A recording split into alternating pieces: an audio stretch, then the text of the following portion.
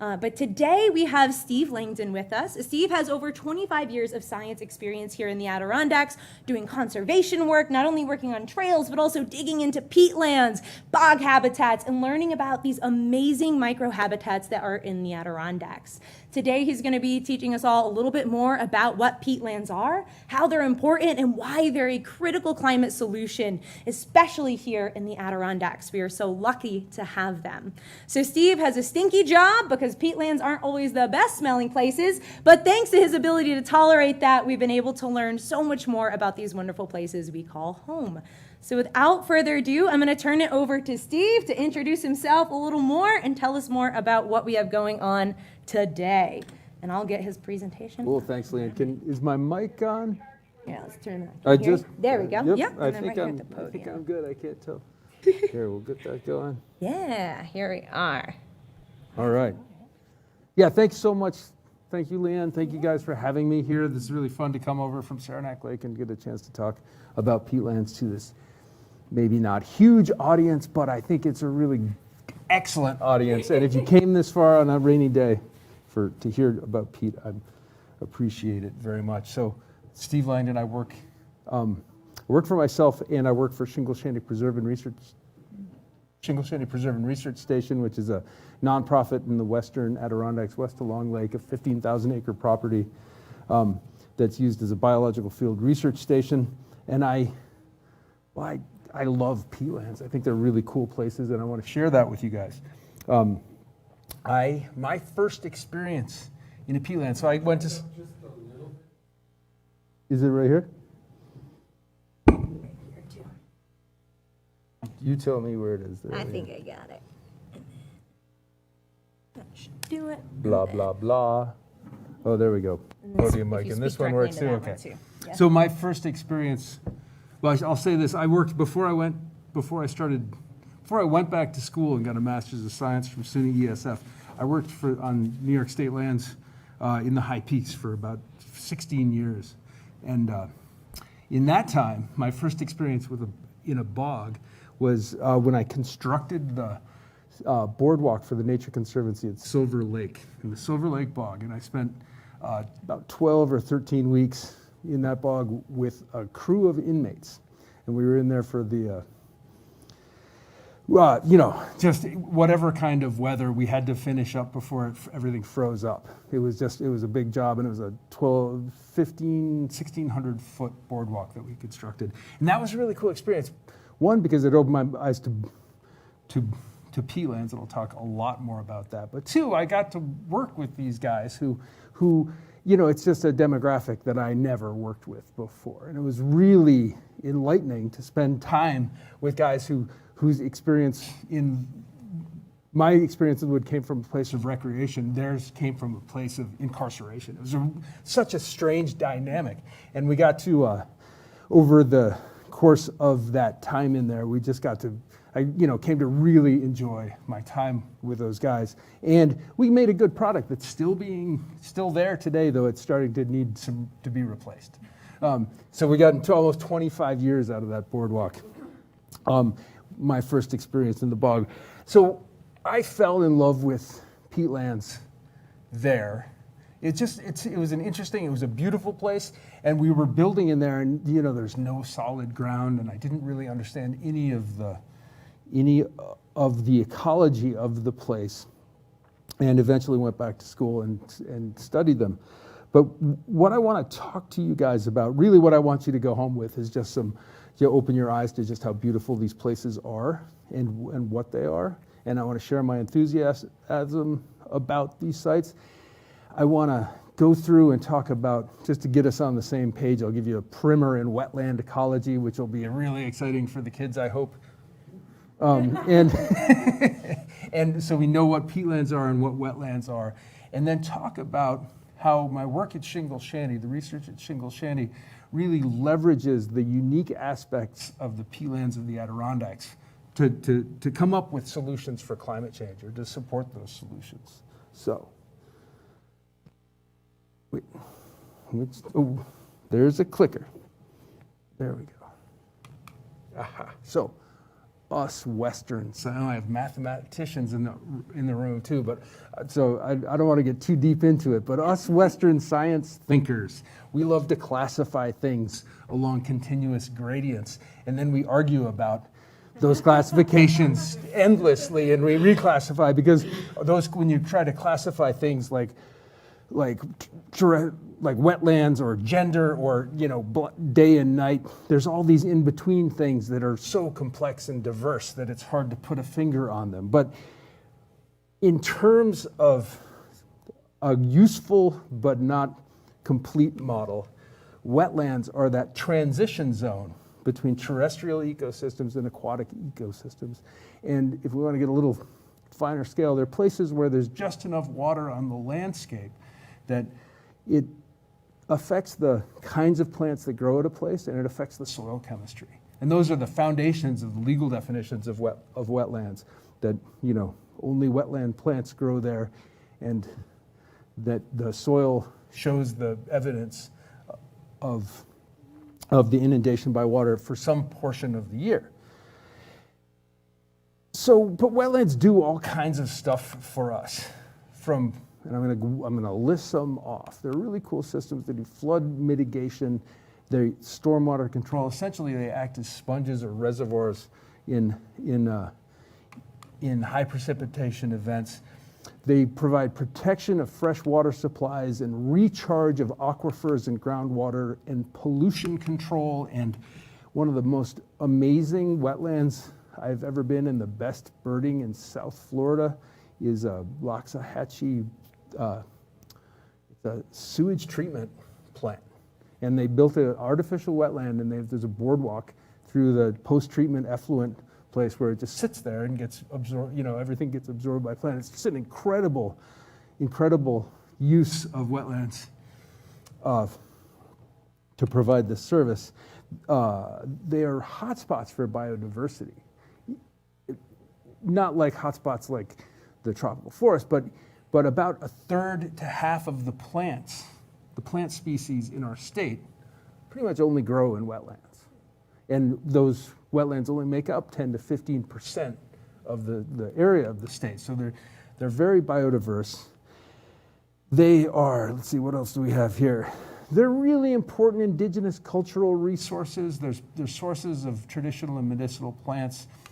They're huge, I think they're great places for recreation. Not everybody does, but because they're tied to fisheries, they're important for fisheries habitat. They're an important component of recreational fishing and commercial fishing. They're enormous global biogeochemical sinks and sources, and I'm going to talk a lot about that. And they're educational resources. And they're huge, so I put all those things down there. We can define those as ecosystem services, but really they are just the things that wetlands are. And wetlands have intrinsic value beyond what we get from them. But if we just think about them in terms of their value, this great study by an economist out of UVM came up with this number to replace, through engineering, the services provided by wetlands for freshwater wetlands only in the state of New Jersey would be $9.4 billion a year. That's $2006. So it's a huge, the services they provide are hugely meaningful, and they're really important in themselves. Now, peatlands are a kind of wetland. Peatlands are places where, they're places where the plants grow and die, but because of the hydrology of the system, the water moving through the system, those plants don't decompose. And so here's the boring wetland hydrology scientific model part of this presentation, but there's a great way to think about it. Peatlands are wetlands where they're mostly, the water coming into those systems is mostly from precipitation or groundwater.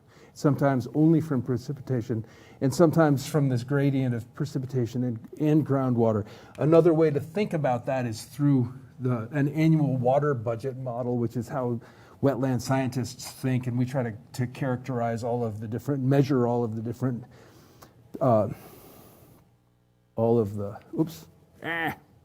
Wait, what'd I do? Oh, heck out of this. Hold on, where we are. So bogs and fens.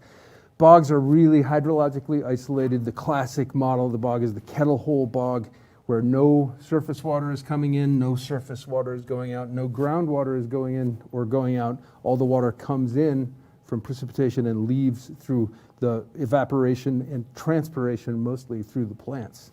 And fens are more interesting hydrologically. There's going to be surface water flowing in and out. They still accumulate a lot of peat, but they're less acidic because here in the Adirondacks they're less acidic because the acid build up from decomposition gets flushed out every year. And if you go into the Finger Lakes region, there's some really phenomenally interesting fens that are sitting on calcareous bedrock, and their pH is up, 8 and 7 and 8 and 9. Really high pH sites in the plant diversity in some of those places like Nelson Swamp, not far from Syracuse. You have like 500 species of plants just in one wetland. It's nuts, and that's not leave alone the mosses. Peatlands are again, they're places where the cold and the wet slow rates of decomposition, and this does one hugely important thing. Peatlands, you can dig down to the bottom of a peatland, literally, and pull out plant material that's fossilized, that's 10,000 years old, and identify it to species. And so this has allowed scientists to really wrap their brains around the response of vegetation over the last many millennia to climate change. It's a really important piece of this. So here is possibly one of my favorite master's theses ever written, and I've been writing this young woman, I don't know how old she is, but fan mail just to get her to publish this in the peer-reviewed scientific journal. This is from a peat core done in Bloomingdale Bog in about 2010. And so it goes, they carbon dated, they did all kinds, they threw the whole, she was at Lehigh University in Pennsylvania working with a guy named Bob Booth.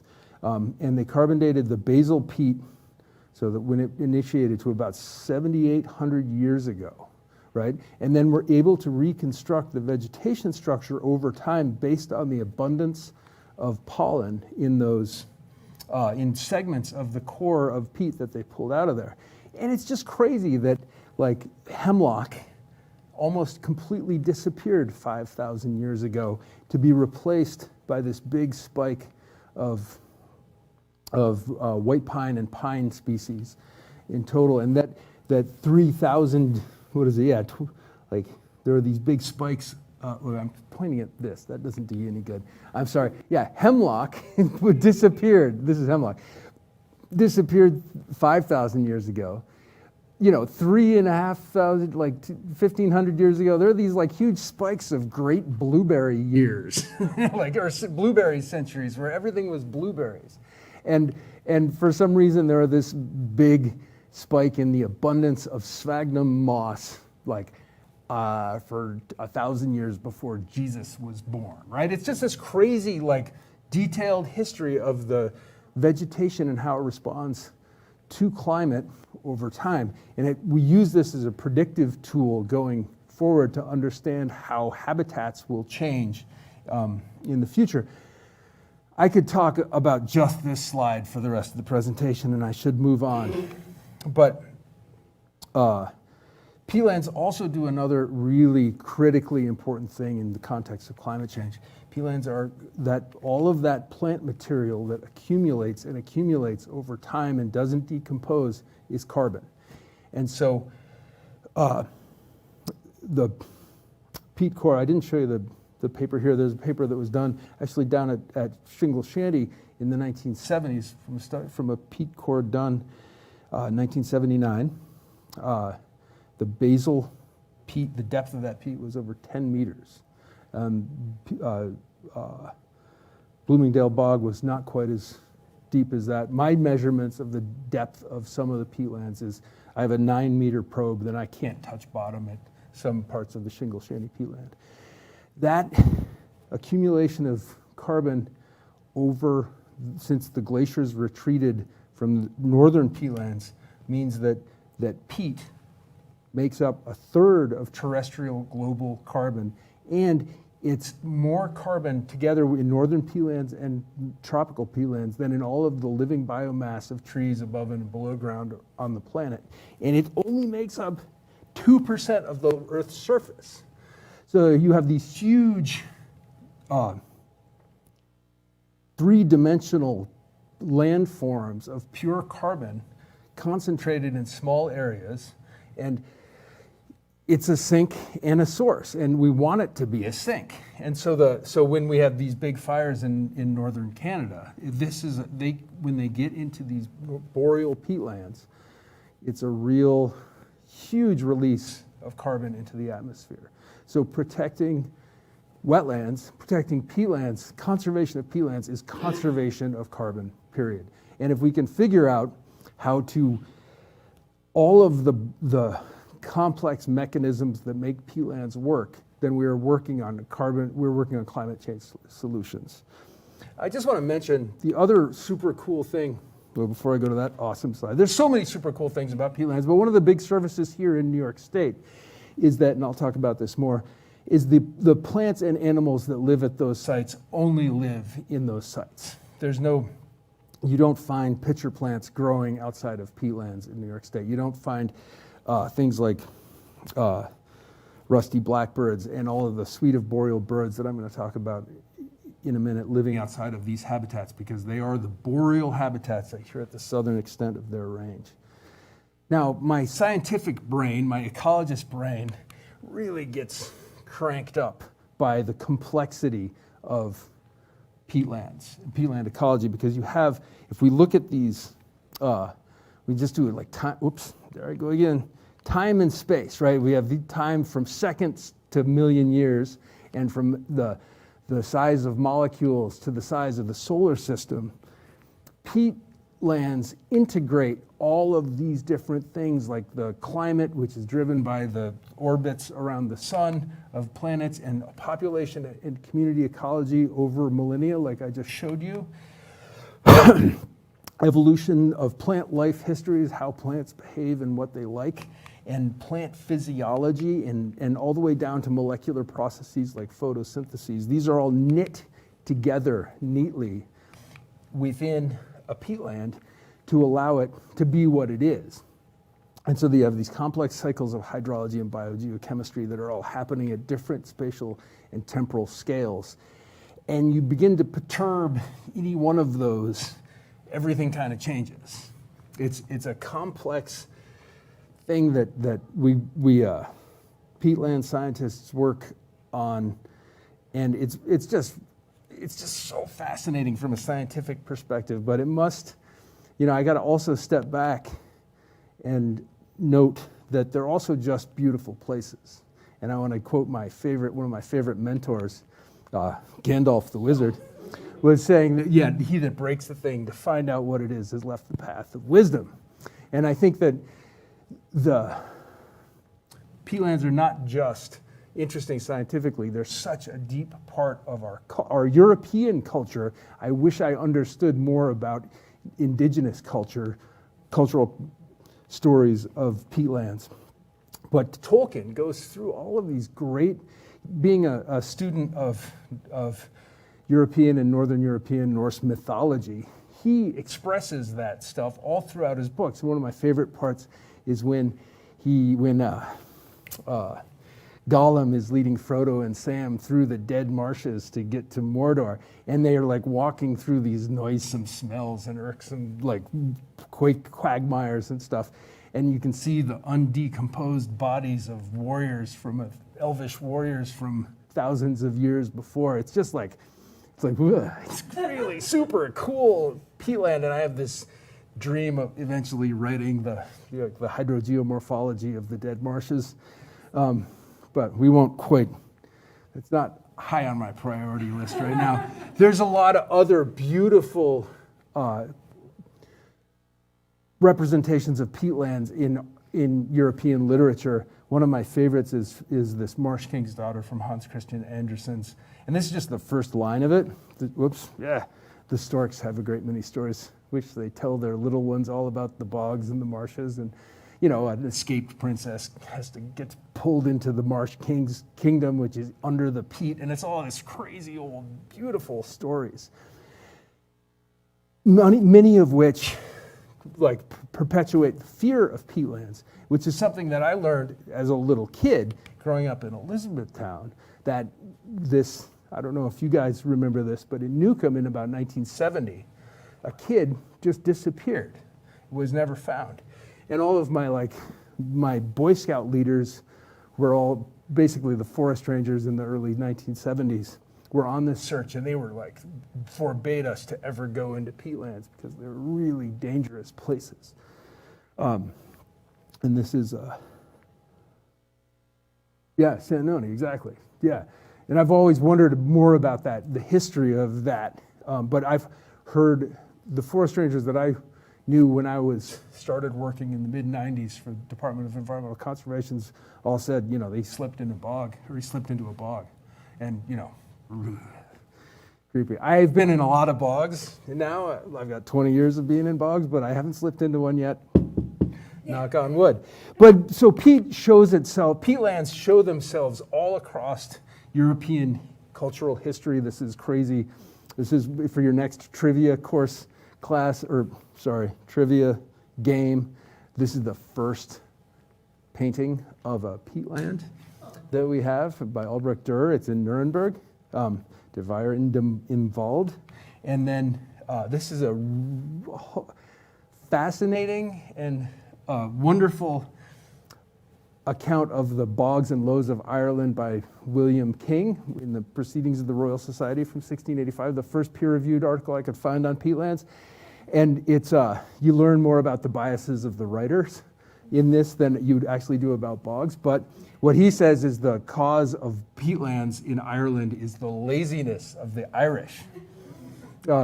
More recently, and you should get a copy of this, Annie Prue's short book called Fen, Bog, and Swamp just came out last year.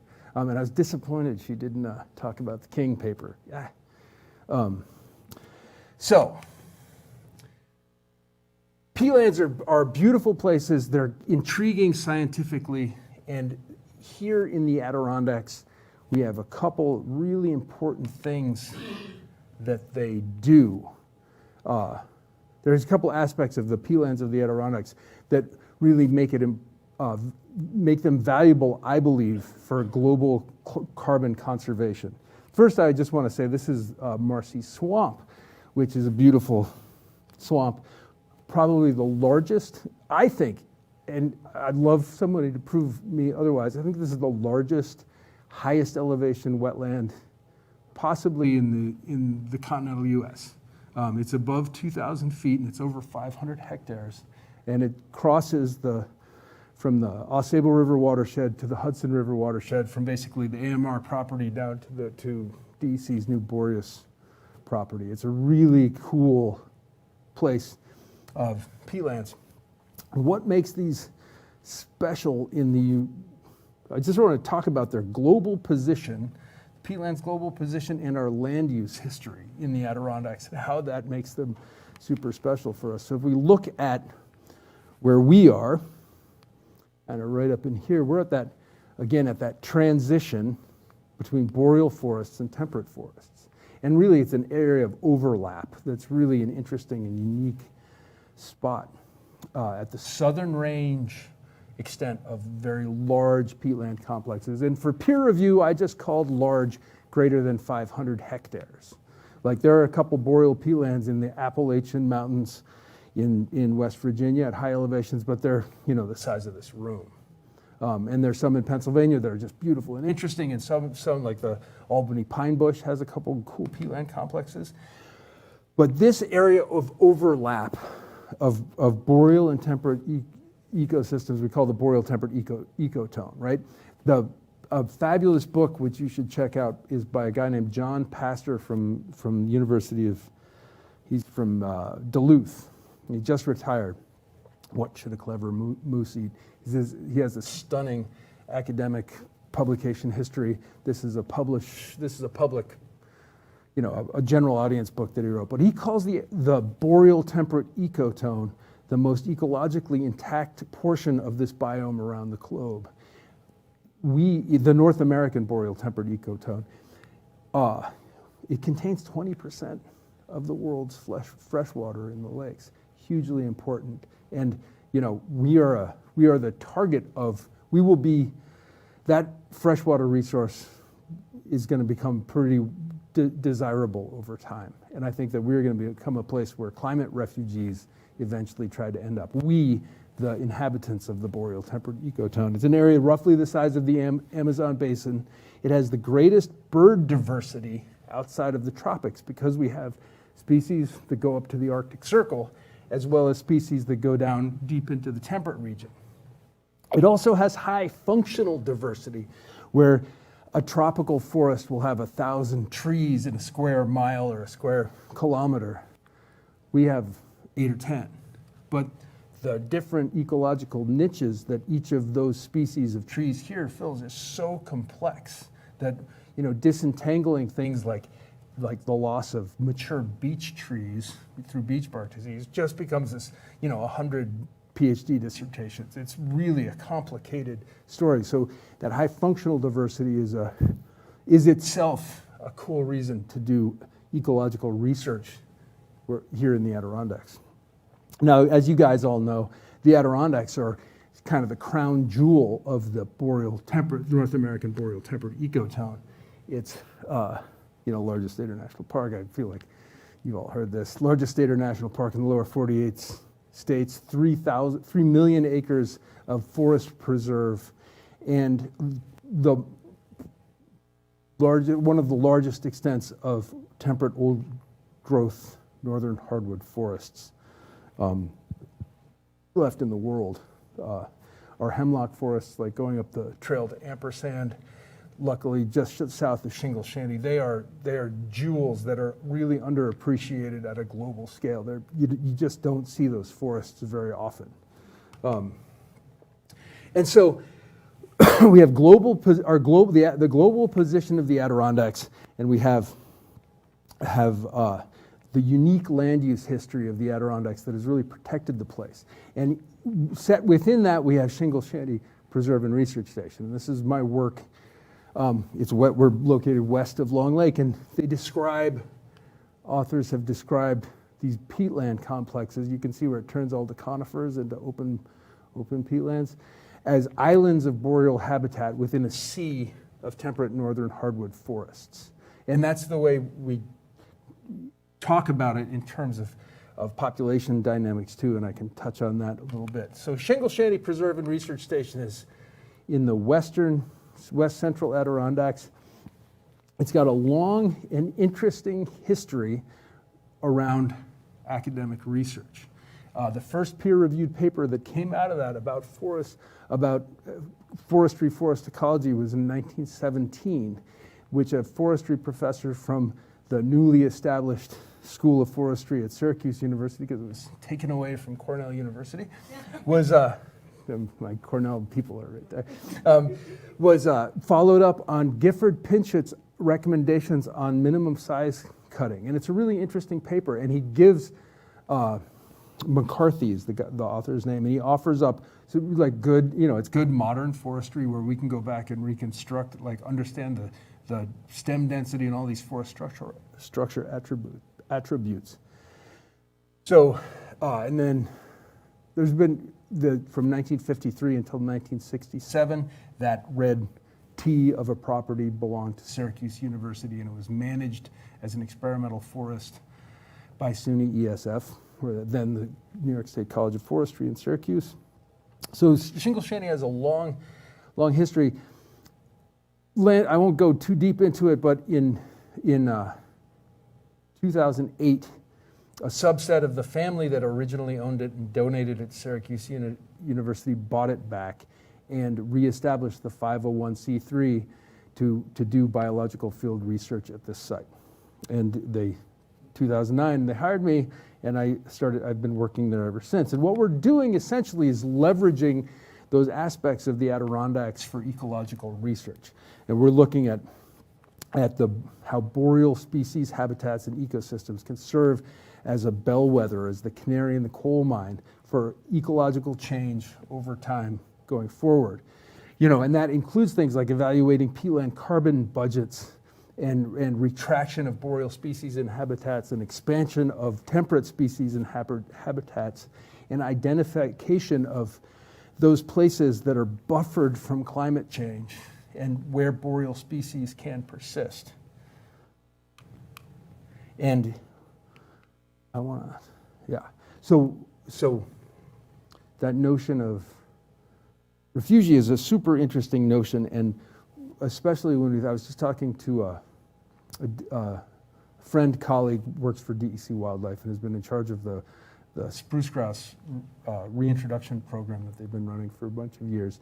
And she said that for years we've been doing spruce grouse surveys out at Shingle, Shanty. It's the right habitat. It's a little far out of their existing range in New York State, but we want to sort of get it there. And I asked Angie what, every year she's like, if I get, she goes to northern Quebec, she captures as many birds as she can capture, goes through huge amounts of bureaucratic cross-border moving of animals, and then reintroduces these birds in various places to sort of reinvigorate the genetic population here. And I was like, Angie, are you going to get me birds this year? And she's like, they're all on fire.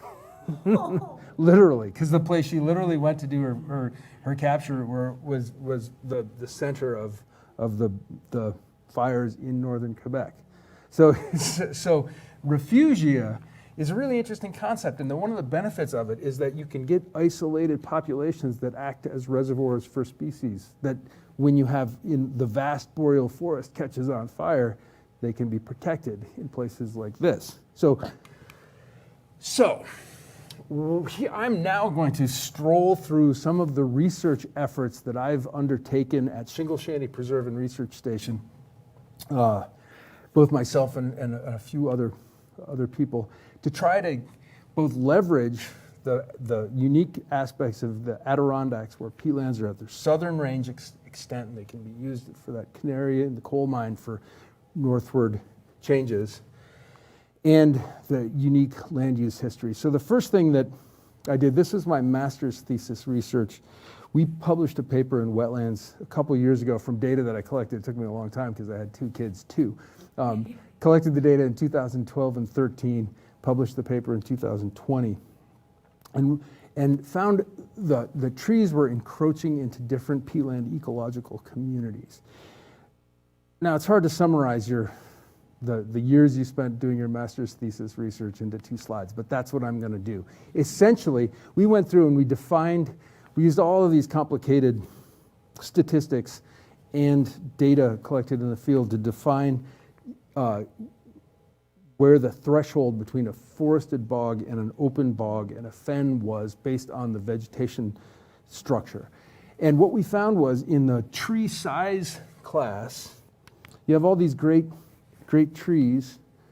It's dominated by spruce trees in the older size classes, but this is in the forested bog, the black spruce tamarack bog. But when you look at the younger size classes, there's an abundance of red maple and yellow birch. Huge abundance of red maple and yellow birch that seems to be suppressing spruce regeneration. That same pattern shows up in the age classes of the trees. So these are the age class, the midpoint of 5 is 0 to 10 years old, 10 to 15, et cetera. Spruce dominates all of the older age classes, but there's no spruce regeneration in this random sample I did and the younger regeneration of these sites. We also, I'm not going to show you the whole thing, we also looked at seedling regeneration, and we looked at a number of other metrics that all pointed to this, that open bogs, the lovely open bogs that we know well, have a lot of black spruce established in them. And those black spruce are just essentially waiting for a window of opportunity when it's warm enough and dry enough to go from thousands of trees, 30,000 trees per hectare this tall, to just shooting up into growth. And that can happen very rapidly. And that's been documented across the northern wetlands, northern peatlands around the world. What was novel about this paper was that we also noticed that the forested bogs had this component of broad-leaved deciduous trees coming into it. And that does a couple things that are really important. One, it's a change in the structure of the habitat. And that means it's diminished value of bird species for the birds that nest in those sites. And the other animals that nest in those sites. I'm very bird biased. But importantly, it also changes the carbon sequestration rates, because a deciduous leaf, a maple leaf or a yellow birch leaf, the tissue is completely different than a conifer needle. And it decomposes much quicker. It puts a lot more nutrients in the soil faster. Those nutrients favor the reproduction and growth of deciduous trees that then outcompete the conifer dominant, the black spruce.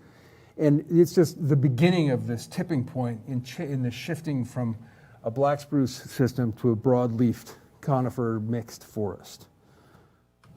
Another project that we've been working on that also arises from my master's thesis research. There's my friend Angie standing in a beautiful black spruce tamarack bog at Shingle Shanty, which she said was excellent spruce grouse habitat. Was we cored a number of trees, mostly black spruce, the top, this is the top one, and students at SUNY Plattsburgh went through and measured the rings under a microscope from these cores and developed these ring width indices. And basically you can compare ring width to a very, like the wider the ring, the more the tree grew that year. And then we related those growth rates to the atmospheric deposition measurements since 1970 that have happened at SUNY ESF. So we had all these, they've been continuously monitoring atmospheric deposition at SUNY, at Huntington Forest and Newcomb, just 30 miles as the rusty blackbird flies from Shingle Shanty. And we also compared it to some climate variables like precipitation and temperature. This is a manuscript that's in preparation, but what we found mostly was, not unexpectedly, all the tree species respond differently to these variables. But very weirdly, we're still wrapping our heads around this to write the discussion, is that with black spruce, warm summers are limiting the growth of black spruce, but the warmer winters extend the growth of black spruce.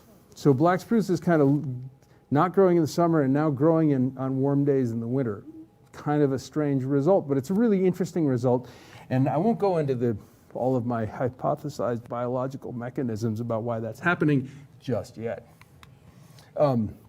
Another project that's been going on at Shingle Shanty and a number of other places is this project that is run by McKaylee Glennon, who's now at Paul Smith College Watershed Institute. We've been monitoring boreal birds, and this has been funded consistently for quite a while. It wasn't started by New York State Department of Environmental Conservation, but it's been funded for the last 10 years or so by DEC. We monitor birds at points, at about 125 different points in different locations throughout these boreal habitats. And these are birds like, here, Larry Masters shared these photos with me. So these are some of the species of birds that we monitor. You guys know what this one is? Anybody? I think it's a Blackburnian. Is that right? Because I know their sounds. I couldn't identify one if they hit me in the head.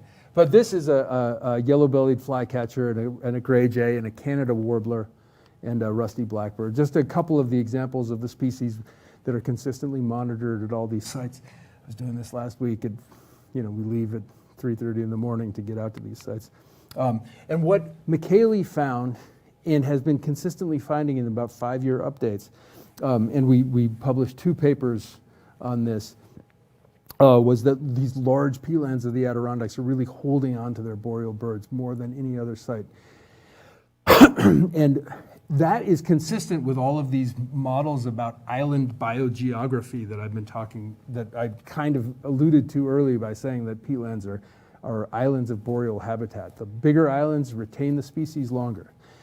The boreal birds that are showing the largest change in occupancy as compared to any of the other kinds of birds, like the birds that are more temperate species. And we're still trying to disentangle the role of the direct changes in temperature and the indirect changes in habitat and how they might be affecting bird population. And that's going to be a species by species disentanglement that requires a whole lot more scientific imagination to advance.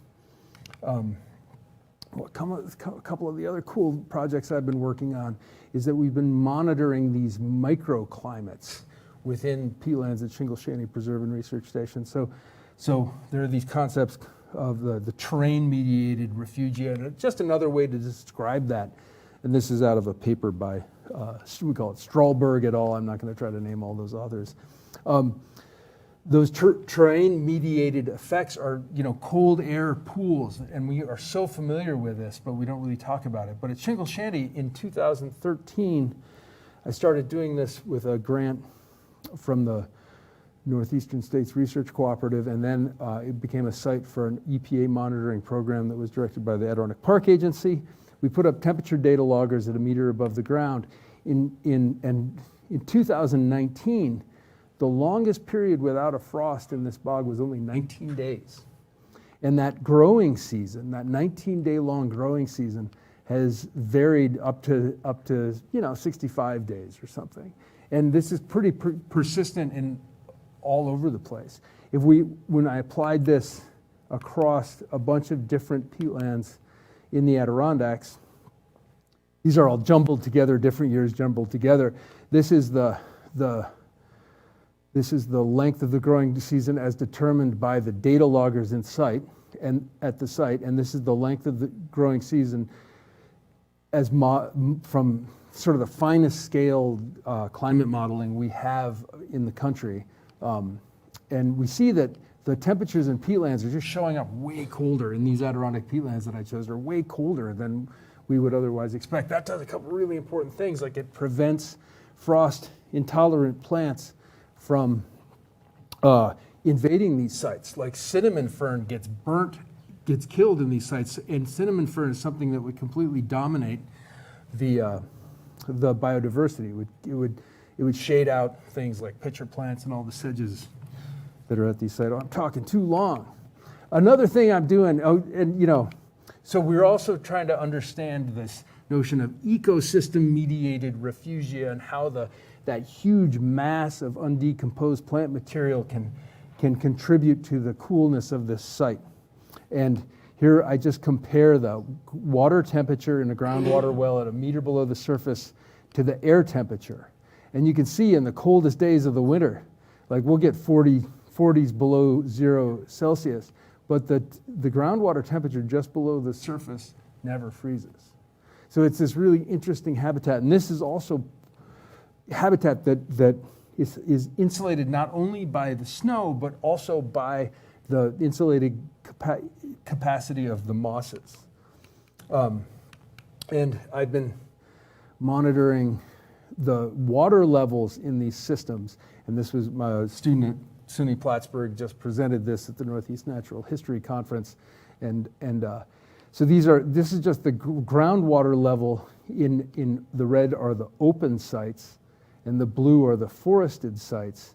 And you can see the much higher amplitude in groundwater level in the forested sites, which is driven by the evapotranspiration from the trees and by other complicated effects, which I won't go into right now.